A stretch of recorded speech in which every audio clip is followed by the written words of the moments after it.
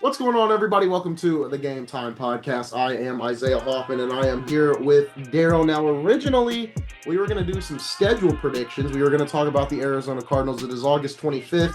We recorded yesterday on August 24th. You guys have not seen the content from August 24th yet, so I will go ahead and let you know this will go out before all of our episode 21 content comes out because, well, we had some news drop today. We had two big news bulletins drop is I guess the word I'm going to use, and that is Trey Hendrickson and Terry McLaurin both getting paid.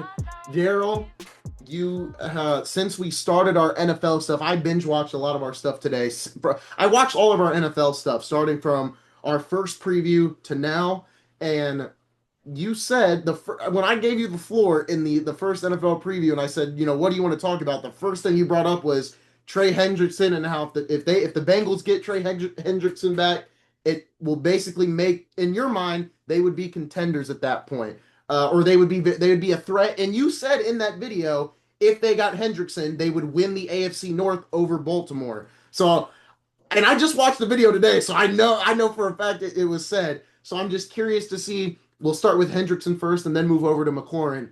What are your thoughts on that? Because in that video, you were very adamant that if they get Hendrickson back, it changes how this team's going to play defensively and just how they'll be this whole season. Well, I'm not going to back off of what I said. I think that Trey Hendrickson is the difference maker. Do I believe that the Cincinnati Bengals still have a average at best defense with Trey? Absolutely. But what that's going to do, that's going to put pressure on the offenses that the Cincinnati Bengals play. Okay, they're going to hit you for 35 points a game. Yeah. Okay, so having Trey Hendrickson in the fold, and to remember, I think three of their first four picks in the draft were defensive players as well. So that they got some young talented defensive players. Actually, the one from South Carolina they held out as the second round pick is in now. So I think their defense is going to be better. I think Trey Hendrickson signing the 1 year deal still isn't what he wanted. He got a $16 million lift for this season. He's going to be a 31-year-old defensive end going into the next offseason contract negotiation. I still think he should have signed, a 3 or 4 year deal because I'm not so sure if he's going to have an opportunity on the wrong side of 30 to sign a 3 or 4 year deal with the way the NFL is when it comes to doling out money for players over 30 years old. Who, Hendrickson? Yeah. I saw something today on Twitter, and it was like, I forgot what it basically said, but it was basically like, it's crazy how NFL money works because McLaurin did all this for 96 million and Jordan Poole's making 140 million in the NBA. And I found that it was just kind of like, you don't think about that, but like when it's thrown out in front of you like that, you're like, man, it's like, it was like, But you the would think, dynamic's different. You got to yeah, remember the obviously. dynamic's It's real just like, different because it's those like, things aren't apples and apples, right? You hear people yeah, say, "Oh, that's apples and oranges, or apples and bananas." This is definitely apples, oranges, and bananas, yeah. right? And the thing about this, your team has 41 home dates in the Mhm. NFL. I mean, in the NBA, Yeah. you got eight. You got eight in the So that's why NFL. baseball players make just way And more money. and and the other thing is the injury opportunity for football. Yeah. That's why there's no guaranteed contracts beyond the bonus, right? Mhm. Because of the injury situation. So So all those things come to play. Not only that, but I'm going on my soapbox for like 10 seconds. Again, the NFL has the worst players association slash union in the history of the United Well, States. speaking of player association, any thoughts on the WNBA going into a lockout after this year? Didn't we try this before we got 4 views? I'm not going down that path, man. That's for Uh, another show, man. yeah, I'm well, not well, doing that. I'm not trying to scare people away. This is football, football, football, right? clearly, Along with a little bit of clearly, basketball we're talking about, comparatively speaking. And again, the NFL, again, I'll say it and I'll say it again. Their issue is the players. They're the crabs in the bucket mindset to me. One guy gets his money. Oh, I want mine too. I want mine too. And that's all well and good. But the league says we're going to cap you, and the teams are only going to be able to pay X amount. So there are the haves and the have-nots. Very similar to what's going on in the NBA right now. Probably, I imagine, probably your top 8 or 9 players are probably 60% of your cap space in football. Yeah. Along that number, I'd be willing to bet you, and that's unfortunate because you want to see a balance. But unfortunately, that's not going to happen. It's not going to happen because the players think that it's an honor and a privilege to play in the NFL, and it's not. Look up the definition of privilege. That means being born on third base. I'm going to paraphrase it for you. Those guys work 11 months out the year. They train like nobody's business. They work their tails off like nobody's business. They eat healthy. They live healthy. Many of them who are high producers. Mm-hmm. That's not privilege. That's their work being put in to be able to play in the NFL. Yeah. It's not a privilege. It may be an honor, but it's not a privilege. And they've got these players convinced they're privileged to play in the NFL as if they owe the NFL something. This is a service that they're granting to the ownership group of that team. You give me, I give you. And that's unfortunate because this is why these salaries are in the dynamic they're in. Guys holding in versus holding out, trying to get that money. And that's unfortunate. But, hey, kudos to Mr. Hendrickson. He got $30 million this year. I got a feeling that's going to be his last bite of the apple, the big apple, that is. Yeah, it'll be his last year in Cincinnati probably too, and we'll see where he goes in the offseason. But where does this put the Bengals for you overall? So if you go back to our record prediction, I think we had them at 12-5 or 13-4. I'm going to pull it up now, but where do you think they win the AFC North?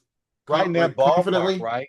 Yeah, I think they're right in that ballpark. Their offense is better than Baltimore, right?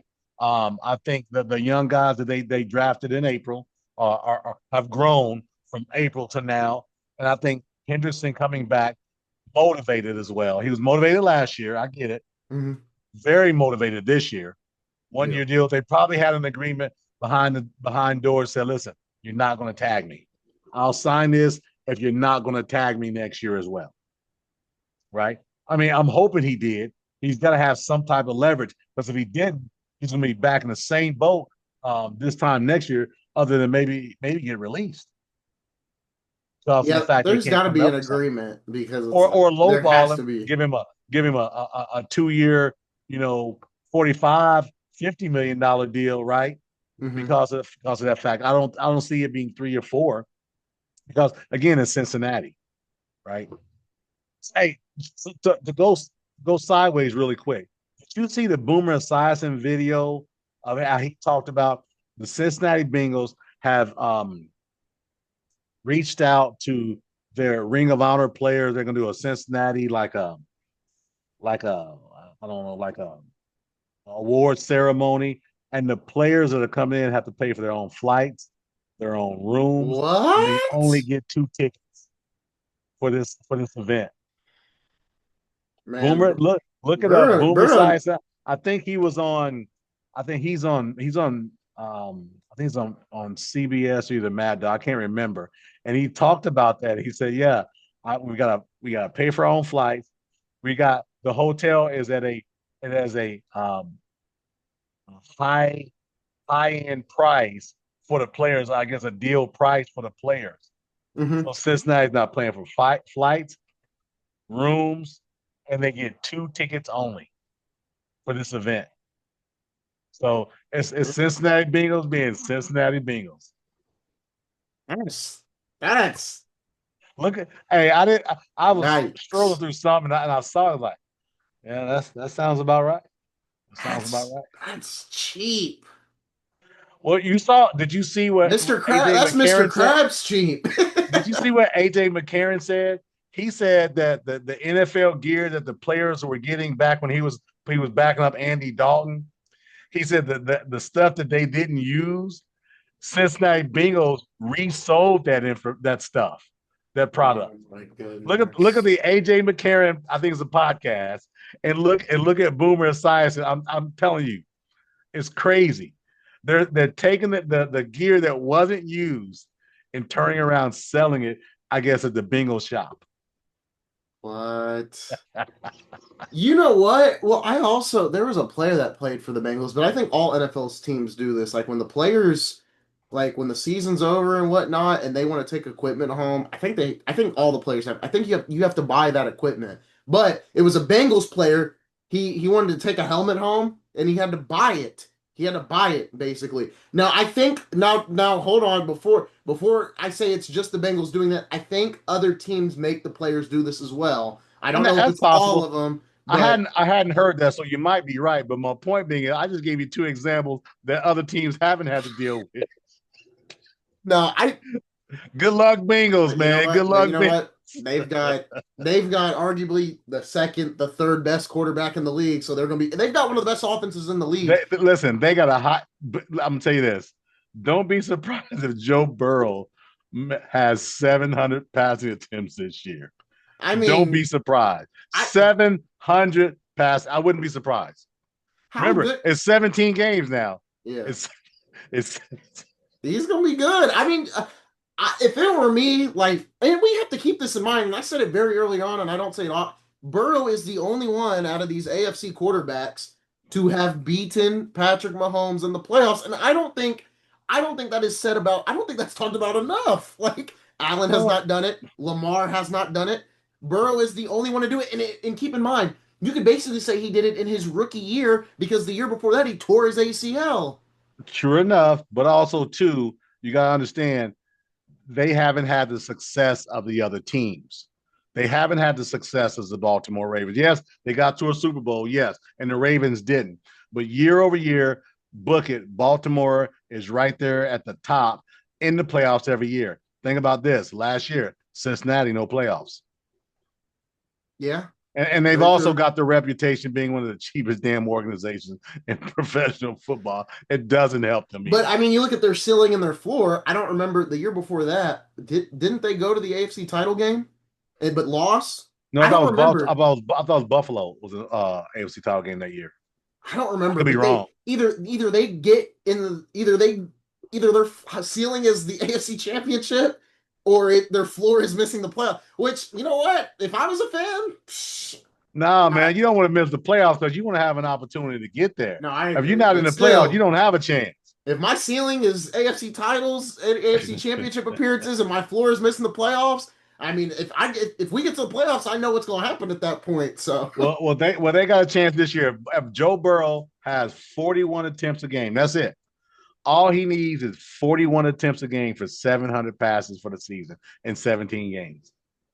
how good does Hendrickson make this defense? Because everybody's like, this is like a game changer. But if the defense is He's a that bad, difference maker, but you got to realize he was there last year. But the difference is for me, they've added young, strong, athletic players to that defensive unit.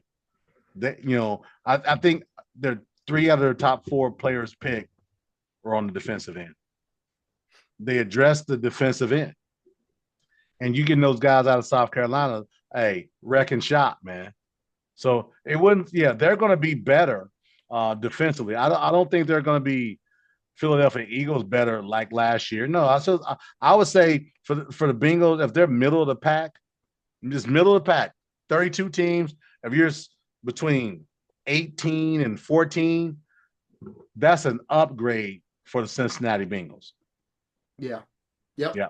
And you talk about the other team that paid their guy today, Terry McLaurin, Yeah. 3 years, 96 million. And I want to go back to my NFC tier list that I made earlier today or a couple days ago, and I am officially promoting the Washington Commanders from tier 2 to tier 1, Super Bowl contenders. It's Whoa. it's Now that that says something about you it's because that simple. They got their guy.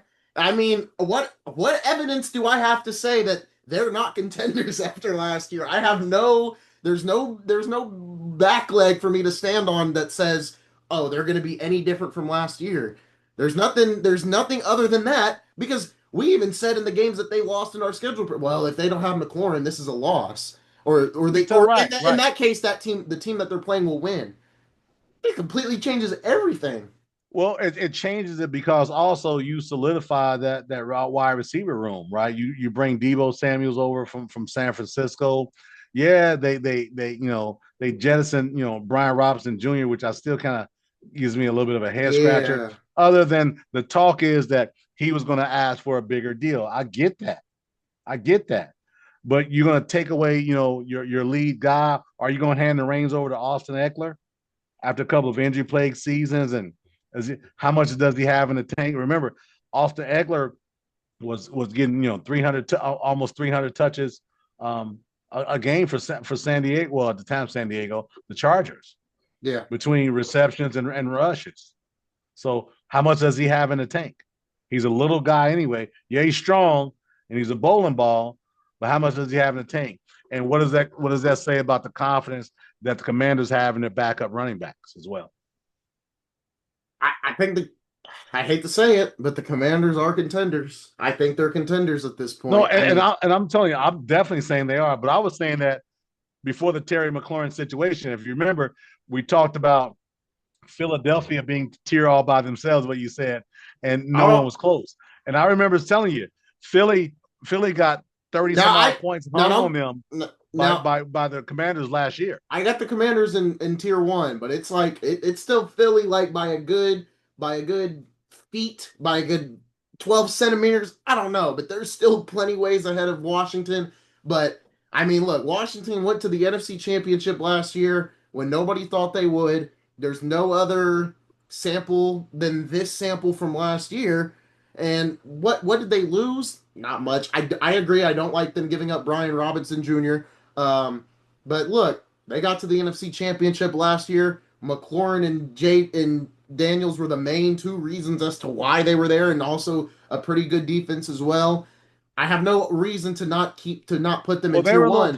They were a little porous on defense. Because that's true. But it was masked because they had such a good offense, right? Yeah. And like I said, they hung 30 on Philadelphia, who had the number 1 defense last year.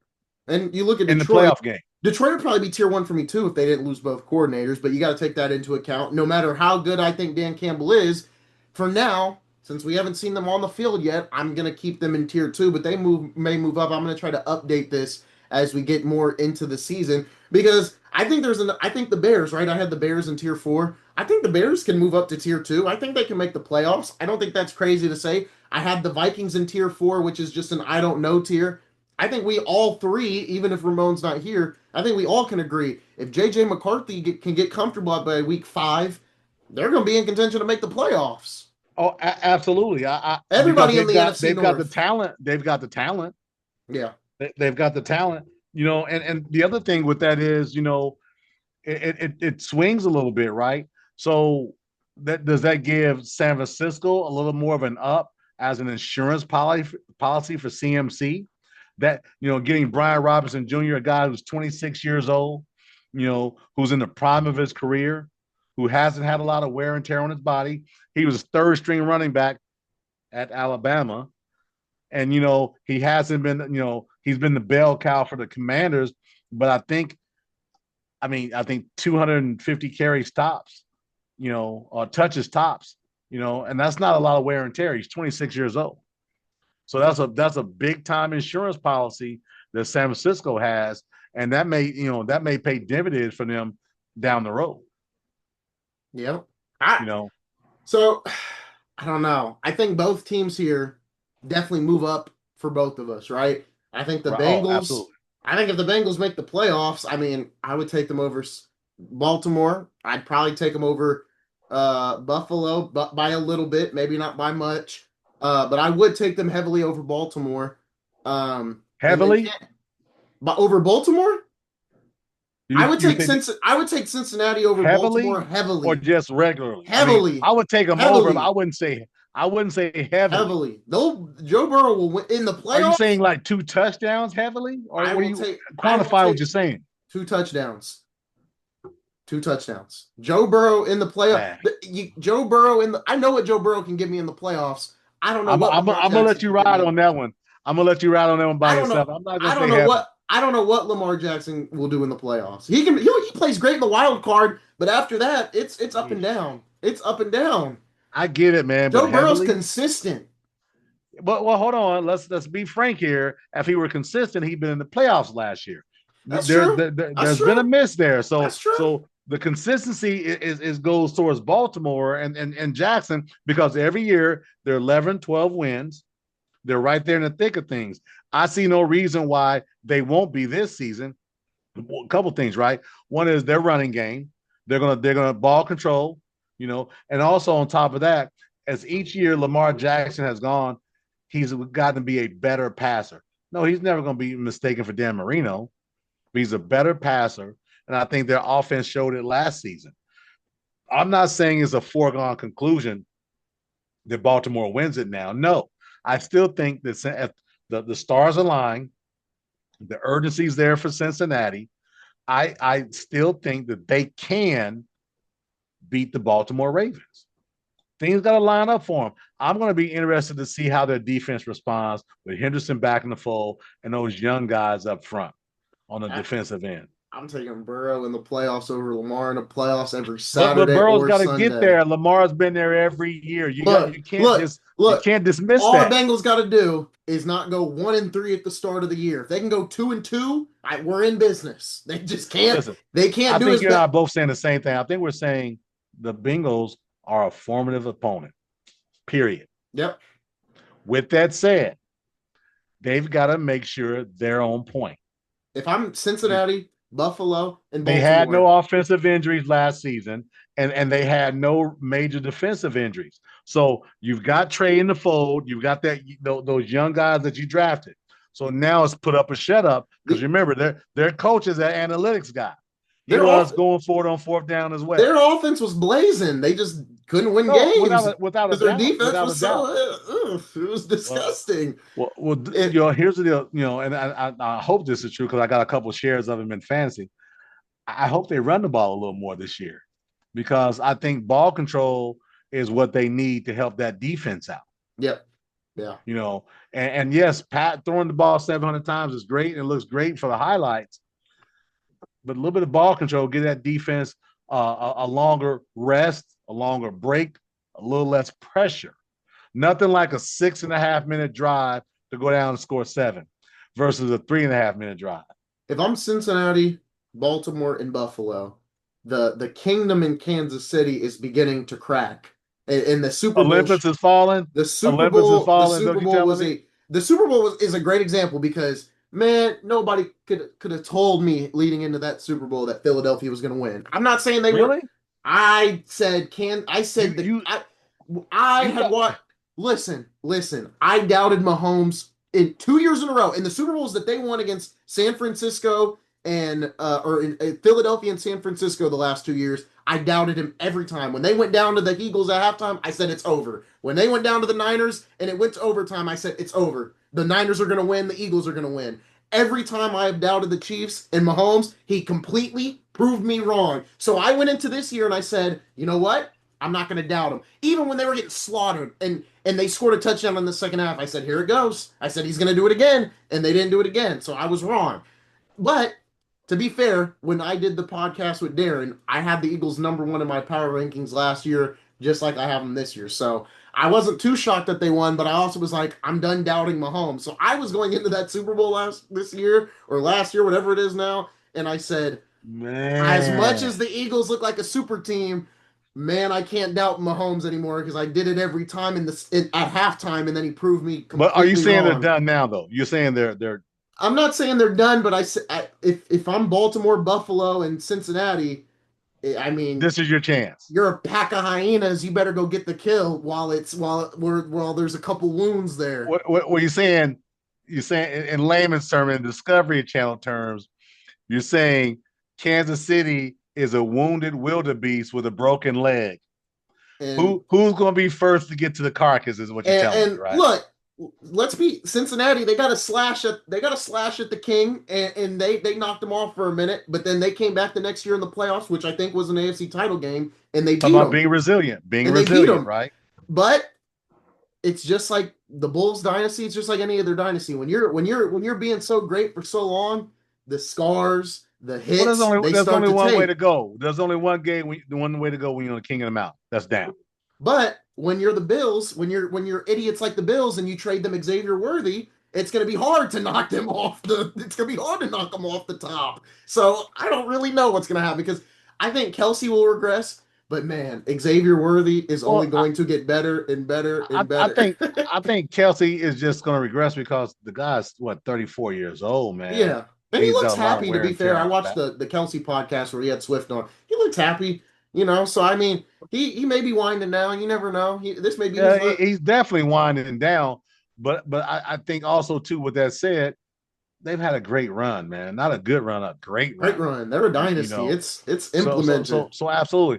Hey, I gotta fix something that I've been saying the last couple of podcasts. I got the Lions mixed up with the Eagles.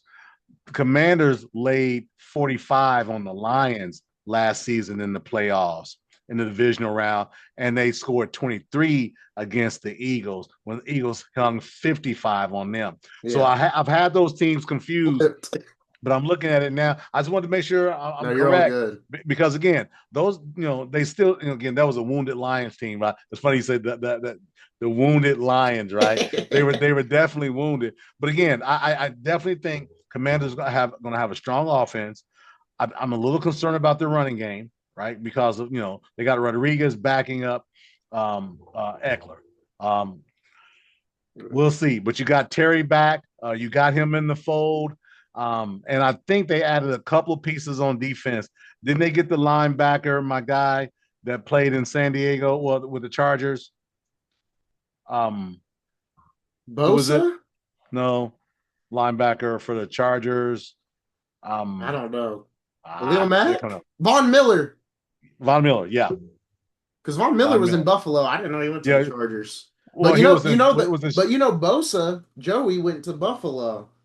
Which yeah, yeah. I saw and that. I Yeah, don't know how I know Joey's but probably I regressed, think but yeah, I Joey's think on both of those guys on the tail end of their career. well They're Vaughn's not, on Vaughn's on the tip. they're not peak for sure. Vaughn's But on the yeah, end to end. I think Bosa will produce. I so don't think let me ask you this: we talked about Scary Terry, Cathedral High School's own.